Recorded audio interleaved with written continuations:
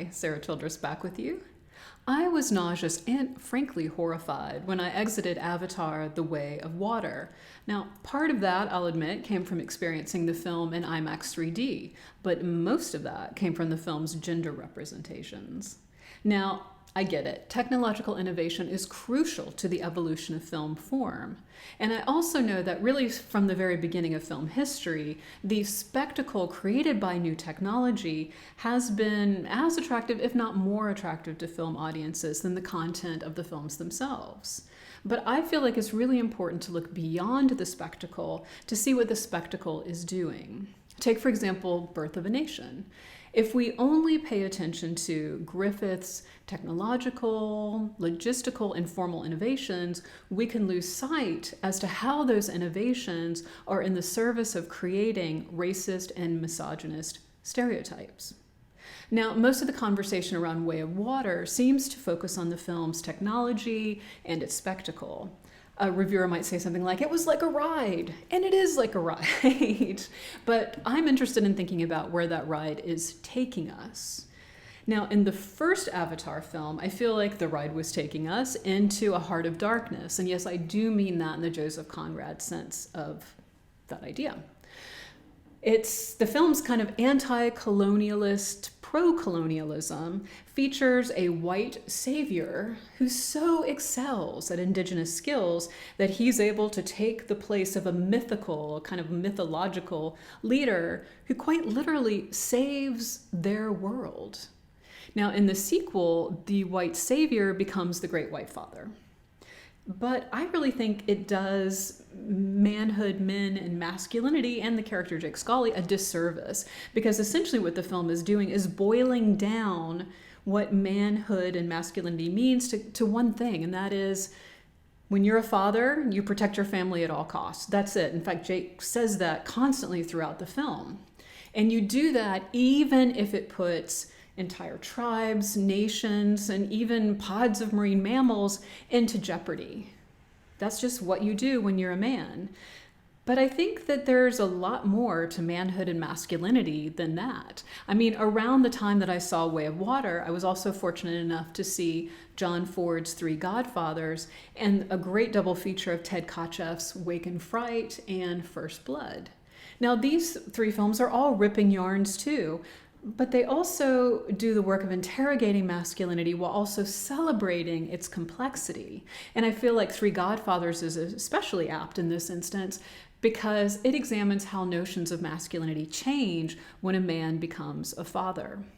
Unfortunately, it seems like in contrast, Way of Water really assumes the worst of its audience, that we might not be able to follow a somewhat complex plot in the midst of all of this spectacle. But this year's Top Gun Maverick, another crowd-pleasing movie which muses on masculinity, has proven that it is possible for audiences to enjoy spectacle while also following a reasonably complex, if not convoluted, plot, that we are capable of doing both. So check one for dumbing down masculinity. But now I'm really going to get to the heart of darkness of the sequel, the part that really makes me crazy. And that is the film's representations of women, which, as you might imagine, I have kind of a stake in. Now, if I really think about it, Way of Water, if it could, and here I'm like personifying a film, but I feel like if it could, it would probably attribute my reaction to, I don't know, a hormonal imbalance or a lack of intellect. It would probably imagine me hissing like a cat at the screen in reaction. Though I probably should admit that I was doing a version of that if you count eye rolling and muttering, "Oh, you gotta be kidding me," as a kind of hissing at the screen. But though that might reduce me to my Gen X acculturation, it does not reduce me to a non-verbal she-cat, which is probably why I'm here using my words, my technological ability, and my intellect to make this video in response to this film. Okay, so I feel like I need to take you through my laundry list of pet peeves about like what really makes me crazy about this film. And I want to start with patriarchy. Now, I think sometimes patriarchy is bandied about a little bit too loosely. It's now become a kind of a shortcut word, an all-encompassing word.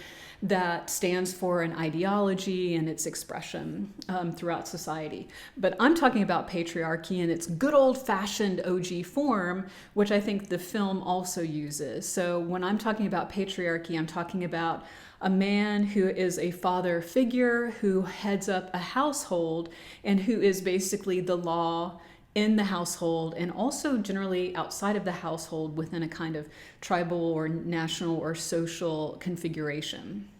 And in this film, that version of patriarchy puts Jake as the kind of sole head of household and conflates him with his other family members in order to keep him in that lauded position. So, for example, Colonel Quaritch literalizes this configuration by constantly referring to Neytiri as Mrs. Sully. Her identity becomes subsumed to Jake's, not only in his name and in this reference, but also in the way she's expected to leave her kinspeople and follow his leadership and his decisions, really with very little resistance. We also see his children kind of navigating their own identity and their own position within the family and within society per their relationship with Jake. Now, the Colonel also literalizes another stereotypical representation, so I'll make this number 2, when he says that Mrs. Sully and Jake have obviously been busy procreating. He doesn't put it quite that way, but that's the gist.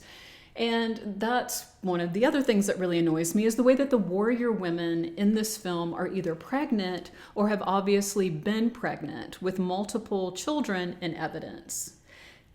It seems in this sequel that their procreational abilities really take precedence over their leadership and their warrior abilities, both of which are significantly reduced here. Now, Neytiri got a major kill in the first Avatar, but in this one, she really only becomes a kind of savage warrior in response to attacks on her children. So she, in essence, becomes a mama bear who springs into action. So yes, she does fight, but she doesn't fight significantly. She fights well, but not significantly. I think that's an important point.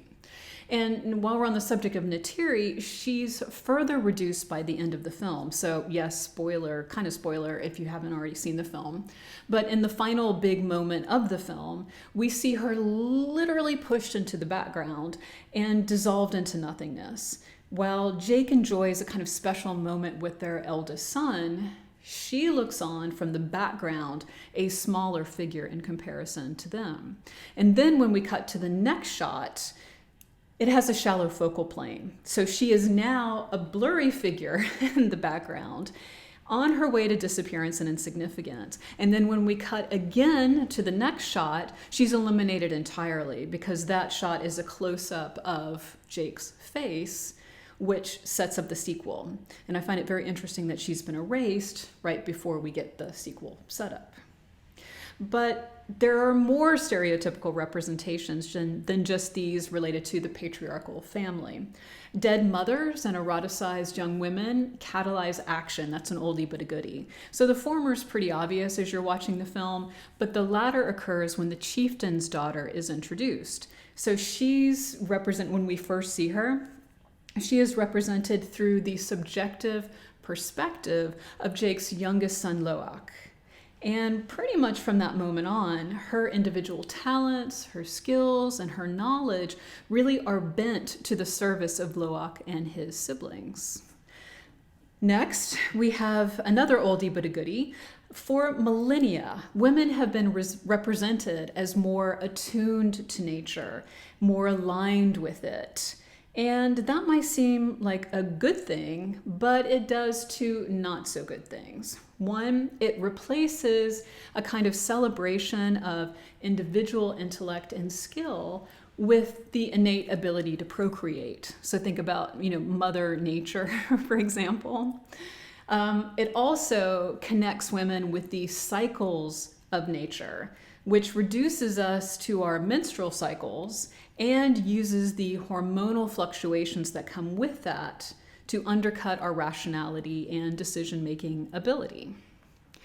Similarly, and this will be the third and kind of last thing for this outside of the patriarchal family unit stereotypical representations, is the way that women and, shall we say, indigenous populations who are represented as savage, they're all so closely affiliated. And that has an historical and cultural precedent. And we see it here again in 2022 in The Way of Water.